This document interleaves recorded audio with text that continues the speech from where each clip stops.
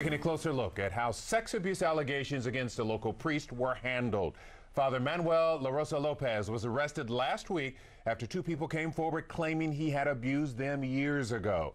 Yesterday, police raided a residential treatment center the priest went to in Splendora. The case has shed light on how the Archdiocese handles sex abuse claims against its clergy members. Jessica Borg is live in South Houston. What did you find out, Jess? Mia, the Archdiocese says when it first heard these claims from the teenage girl back in 2001, it reported them to CPS, Children's Protective Services, but not directly to law enforcement, which prosecutors say is the most efficient way of handling these types of investigations.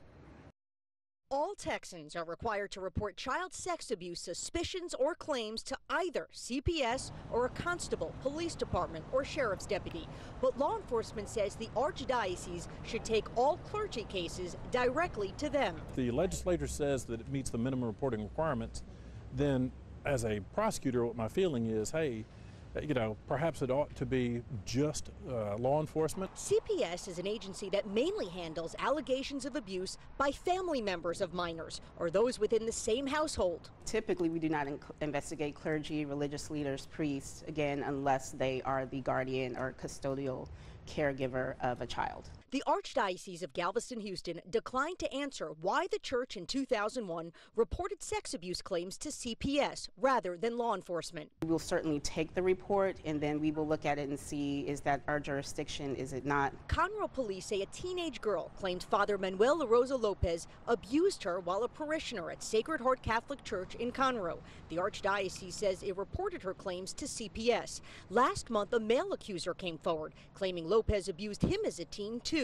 Court documents state Sister Maureen O'Connell, the victim's assistance coordinator for the Archdiocese, said his claims were reported to CPS. It's unclear why. According to an online bio, Sister O'Connell actually has a background in law enforcement, having worked in the youth division of the Chicago Police Department as an officer. Oftentimes it's left up to the interpreter's imagination as to why they chose one agency over the next. The Montgomery County District Attorney says social workers at CPS can turn over criminal conduct claims to police, but that some cases fall through the cracks. He's offered to give suggestions to parish counselors about how to best handle suspicions or first-hand knowledge of abuse. I would have some specific suggestions to the Archdiocese. I imagine that me and probably other district attorneys across the United States have given them what we would assume to be best case or best practices.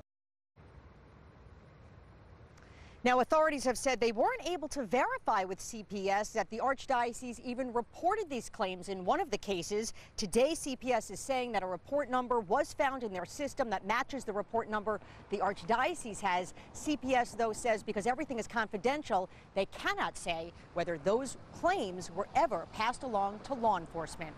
That's the latest tonight from South Houston. Jessica Borg, KHOU 11 News.